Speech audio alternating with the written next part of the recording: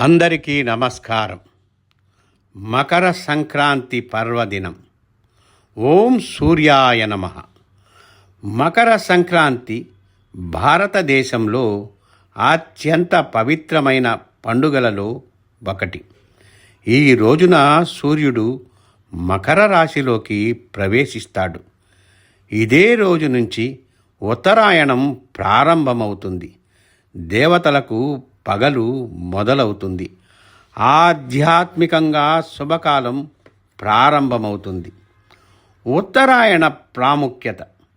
శాస్త్రాల ప్రకారం ఉత్తరాయణం జ్ఞాన మార్గం, వెలుగు మార్గం, మోక్ష మార్గం.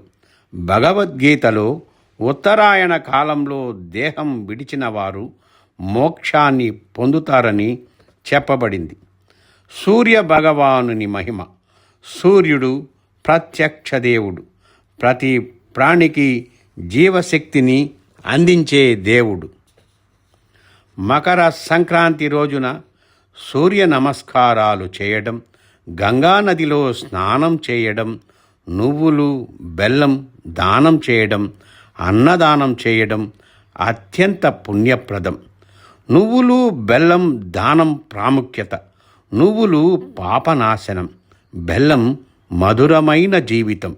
ఈరోజు దానం చేసిన నువ్వులు జన్మ జన్మల పాపాలను తొలగిస్తాయని పురాణాలు చెబుతున్నాయి.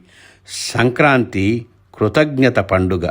సంక్రాంతి రైతుకు కృతజ్ఞత, ప్రకృతికి నమస్కారం, అన్నానికి గౌరవం. ఈరోజు మనం భూమికి, నీటికి, సూర్యునికి మన కృతజ్ఞతలు తెలుపుతాం. ఆధ్యాత్మిక సందేశం.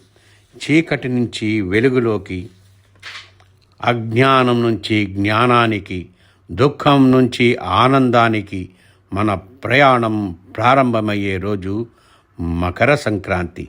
ఈ పవిత్రమైన మకర సంక్రాంతి మీ జీవితంలో ఆరోగ్యం, ఐశ్వర్యం, శాంతి, సుఖ సంతోషాలు ప్రసాదించాలని సూర్య భగవానుని ప్రార్థిస్తూ మీ అందరికీ శుభ మకర సంక్రాంతి శుభాకాంక్షలు.